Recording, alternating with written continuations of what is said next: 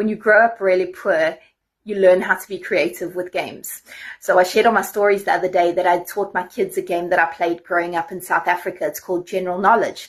And the only things you need for this game is a piece of paper and a pen. It's really simple. A lot of people sent me messages asking how do you play it and asking me to make a how-to video. So here's a quick video showing you how the game works.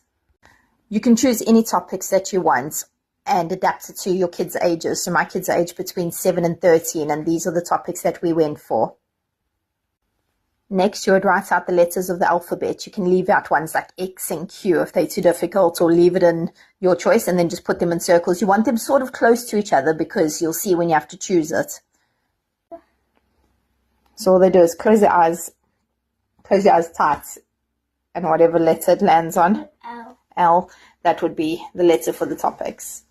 So the game can be played between at least 2 players, up to as many as you want, I guess. We've never done it with more than like maybe 3 or 4 players. The whole aim of the game is to get the most points. So the points work with every answer that you give. You need to try and get different answers from everyone else. For example, you've got the letter A.